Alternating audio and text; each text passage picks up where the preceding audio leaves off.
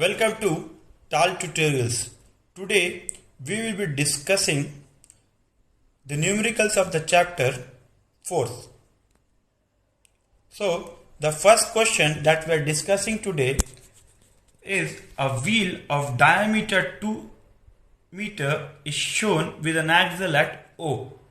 A force F that is equal to 2 Newton is applied at B in the direction shown in the figure given. The things which we need to find is calculating the moment of force at center O and at point A. See, first from B to O will be 1 meter because 2 meter is the diameter. So 1 meter will be radius. So F is equal to 2 Newton and perpendicular distance for point O will be 1. So 2 into 1, that is 2 Newton meter, and clockwise moment because the direction shown by the arrow. Now second is we have to find the moment of force at point A. Now the distance will take as diameter here, that is 2 meter. The moment of force at point A will be 2 into 2, that is 4 Newton meter, and direction will be again clockwise moment. Now we'll go to the next question. See, this question, please class be careful as this is very common in board examinations. See, a uniform meter rule balances horizontally on a knife edge placed at 58 centimeter mark when a weight of 20 gf is suspended from one end. So first we need to draw a diagram as I have shown here A to B, where I have put 58 centimeter and from 58 centimeter here. So weight mg of a rule produces an anti-clockwise moment about the knife edge at O. In order to balance it, 20 gf must be suspended at the end B to produce the clockwise moment about the knife edge O. Now the second question is here, what is the weight of the rule? See, from the principle of moment, clockwise moment is equal to anti-clockwise moment. For anti-clockwise moment, W into 58 minus 50 I will take. And for clockwise moment, I have already got the weight, that is 20 gf, and the distance will be from 100 to 58, that is 42. So it becomes W into 8 is equal to 20 gf into 42, and when we balance it and we make the equation, the weight will be is equal to 105 gf. Now the next question, it shows a uniform meter rule placed on a fulcrum at its midpoint O and having a weight of 40 gf at 10 centimeter mark and a weight of 20 gf at 9 centimeter mark. See, I have made a diagram already there. First question, is the meter rule in equilibrium? So first, for finding this, we need to find the clockwise moment and anti-clockwise moment. If both are equal, it is in equilibrium. If not, it is not in equilibrium. For anti-clockwise moment, the weight is 40 gf and the distance is from 50, it has gone to 10, that is 40. So 40 into 40, that becomes 1600 gf centimeter. Same for clockwise moment, I have kept 20 gf and the distance is from 90 to 50, that is 40. So 20 gf into 40, that is 800 gf into centimeter. So both are not equal. Anti-clockwise moment is 1600 and for clockwise it is 800. So both are not in equilibrium and it will turn anti-clockwise because the anti-clockwise moment is more than the clockwise moment. Now second question is that if not, how will the rule, I have already given this answer. How can the rule be brought in equilibrium? By adding an additional weight of 40 gf. See, to balance it, 40 gf should be kept at the right hand. Why? To produce clockwise moment, because that is already anti-clockwise moment. To produce clockwise moment about the middle point. And we have kept distance as d centimeter. See, clockwise moment will be 20 into 40 plus 40 into d where we have to kept, and for anti-clockwise we already know 40 into 40, that is 1600.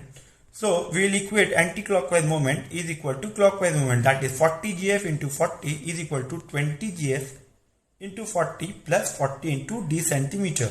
So we'll get 20 centimeter. So hence by placing an additional weight of 40 GF at 20 means 50 plus 20, that is 70 centimeter. It can be in equilibrium. Now we'll go to the next question.